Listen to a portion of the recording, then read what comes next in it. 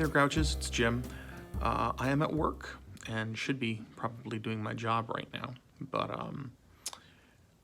I figured I would just take a quick second to answer some mail. Last night, Gonzo and I recorded a short episode, and I indicated that there was no mail. Turns out I was incorrect about that. We were having a problem with our email, so I apologize to both Doug and Sarah who sent in emails. So I'm going to take a moment now to try to answer those emails, or at least reply to them to an extent. Doug emails us at couchgrouches@gmail.com.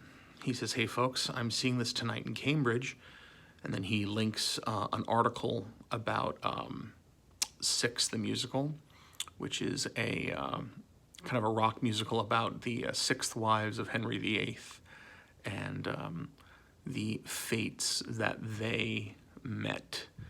I haven't listened to the music yet, but it looks like an incredible amount of fun, and it's a really cool concept. So Doug, you gotta, next week, or actually I'll probably see you Saturday, let me know how it was. I'm very excited to hear it. Next, he says, here's an idea for you. With the rise of actual play podcasts like Critical Role, Not Another D&D podcast, and others, what would you think about doing a side cast where you could actually just play some D&D? I enjoy listening to them on my interminable commutes because it's a bit like radio theater. Additionally, you could have some fun with some background music, a little editing, and some mild sound effects. I think you three definitely could pull it off. Well, see at least a third of you on Saturday. So Gonzo and I were talking about this last night. Not doing it as a YouTube video would probably be a better idea. We've played around with the idea of doing an audio D&D game. I imagine it's something we'll eventually do. You're not the first one to ask for it, so it's just a matter of us getting together. We're having a hard time getting together for our regular D&D game, so schedules being what they are, I run the games, and me having the baby was not it is a complication actually. And then everyone else has their schedules. Our friend Austin got married, and a friend of the show, my friend Josh, has kids. Ellie has kids. So, just coordinating time has been difficult. So, but we hope to kind of get back on the horse pretty soon. Sarah emails us at couchgrouches@gmail.com. She says, "Hey Grouches, it's been a while because I've been a little spacey." No, not you, Sarah. Now that I'm back, may I just say how much I enjoyed this week's Burger Spiracies. I definitely wish I hadn't been setting up for a board meeting when Gonzo started to pitch Pornhub the theme park, though. You can see the veins through the skin on the side of my face, so blushing has never been optional. You are quite pale, but I would call you alabaster. You're lovely. She says, "What are your thoughts on the concept of gifts freely given?" In fairy tales, they signal the virtuous hero or heroine of the story who shares their last crust of bread with the ragged old woman by the side of the road, and who ends up being rewarded for their kindness in some way. In the real world, I think this translates to unsolicited acts of kindness. However, it seems like it's way too easy to overshoot, and it's difficult to tell whether a gesture is really a gift freely given or something that has strings attached. So how do we navigate between the often sensible cynicism and the frequent need for the magic of kindness in unexpected places? That's a deep question. It's a good question, too. I've always been a big fan of random acts of kindness. However, as a cynic, I can also say that I tend to find that a lot of these random acts of kindness do have a motive behind them, often for a person to go, "Hey, look what I did today. Aren't I a generous person?" Which kind of defeats the purpose of the act.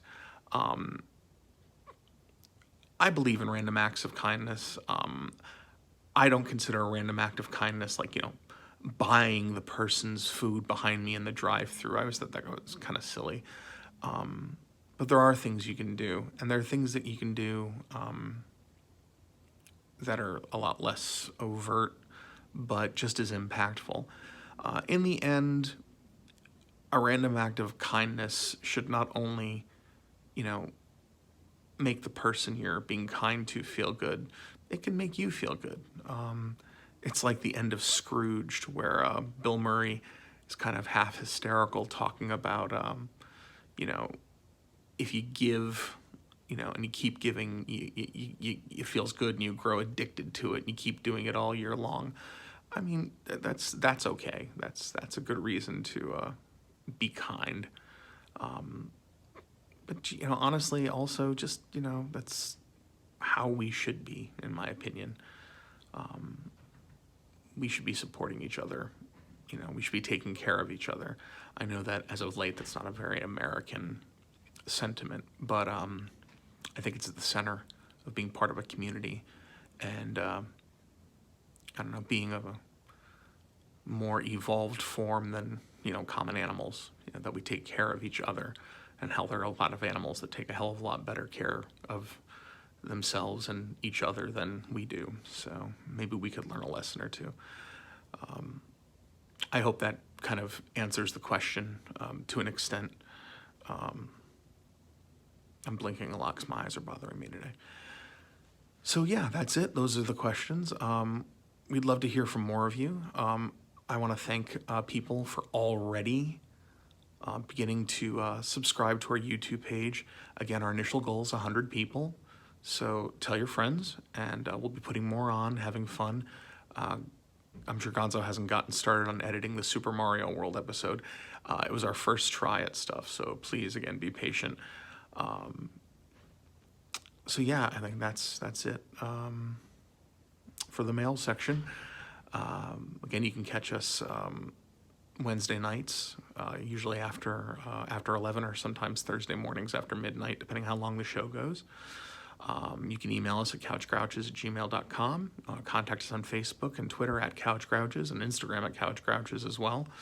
And if you're not subscribed to the channel yet, the link is on the Facebook and should be on Twitter pretty soon.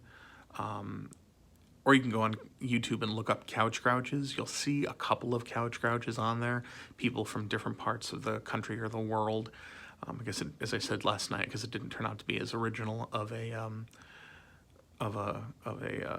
name as we thought. Although I will say, all of those Couch Grouches that are on there, you know, kind of came after us chronologically, and in this country at least, I own the trademark now. So we'll see how that goes.